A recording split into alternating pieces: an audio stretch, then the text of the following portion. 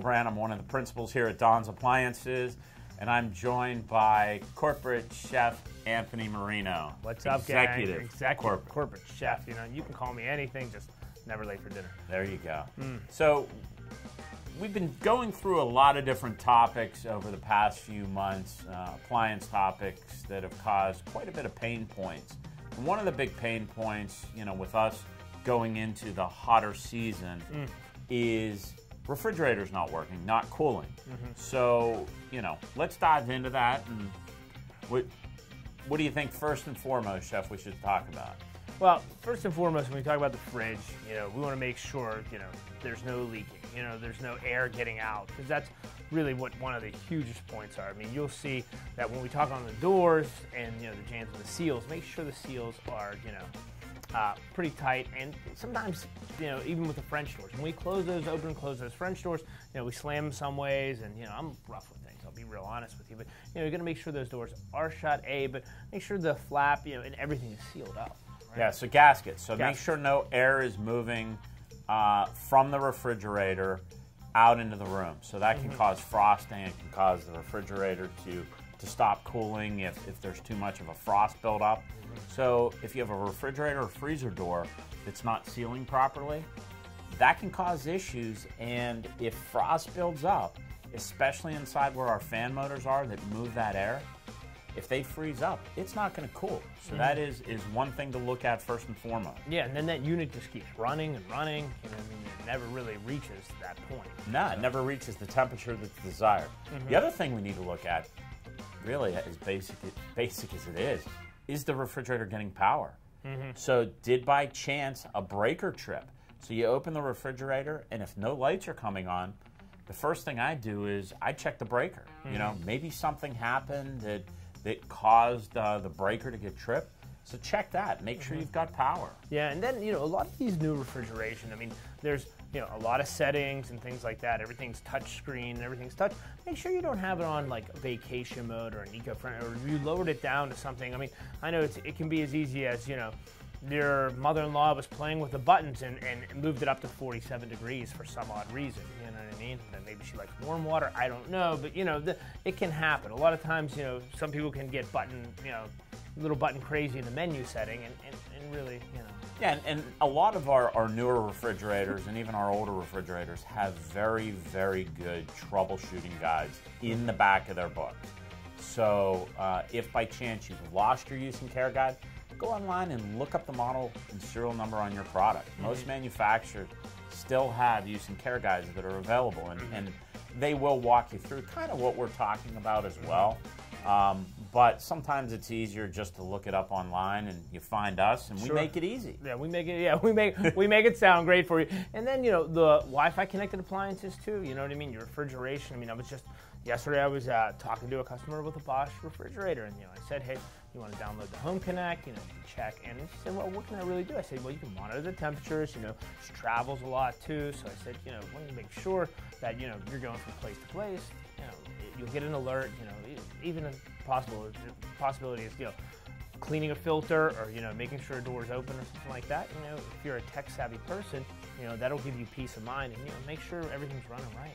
Yeah, and a lot of the Wi-Fi connected appliances, you know, they will alert you when there's an issue, but also they will help you go through a troubleshooting option. And kind of where we're evolving to is we're going to be able to have our appliance manufacturers kind of tell us when there's an issue with the product and what the fix is. So that's kind of where we're evolving to.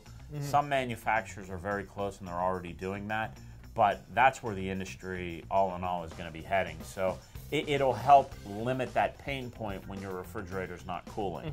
But there's some other things we can look at. And it'll help us diagnostically too when we come, you know, if we need to come out and service it. You know, our service guys, you know, the Wi-Fi will help it out. Yeah, well. Giving us a step, giving us as much information, getting us a step ahead, and trying to minimize that service time is always a plus. And the Wi-Fi connected appliances allow us to do that. Let's talk about the fridge itself in general. I mean, when it's not, you know, coming up to temp, think about, you know, how much you're putting in there. I hate to say it, you know what I mean? I mean, you want to put as much as you want in the fridge, but you gotta, give it some room to breathe, right? Yeah, so in the refrigerator compartment, there are vents that, if it's a traditional single compressor unit, even on a dual compressor, but there are vents inside the refrigerator compartment that you don't want to block. They're typically in the back center of the unit. You'll see where they are, and if you block those vents, things are going to freeze, but also it may stop the unit from cooling because if you're not allowing that air to dissipate, it can actually be restricted up inside, and again, it goes back to a fan motor then would shut down. So if that fan motor gets frozen because the air's not moving freely through the refrigerator, you may have an issue there and it'll stop cooling. So, a way you'd fix that would be call for service or shut the unit down, wait 24 hours, see if that fan motor frees up and that ice dissipates. But those are pain points. Those are things that really can be prevented if we don't block those air vents. Right. Just a small little, Matt and I were talking about, I said, do you clean the evaporator? Is that a thing anymore? And Matt said, with the new age in these, the new refrigeration systems, that's not necessary, right? Yeah, they've got fans. So the evaporator are coils that allow that heat to dissipate.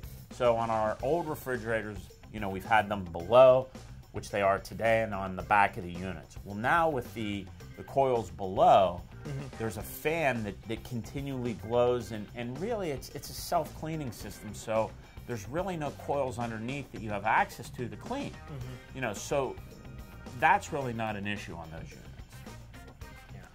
On our built-in units with the compressors up above, those units you do need to clean the evaporators. So you either lift the grill portion, you pull that grill off if it's paneled, and you'll see up inside on the right and or left side, there is an area that you do need to clean. Yeah. So that is one unit that you do clean the evaporator. And guys, you get your shop vac out there, just suck it out, or get some compressed air, blow it out nice and easily, and really, you don't need to add no water, nothing like that, It's just so.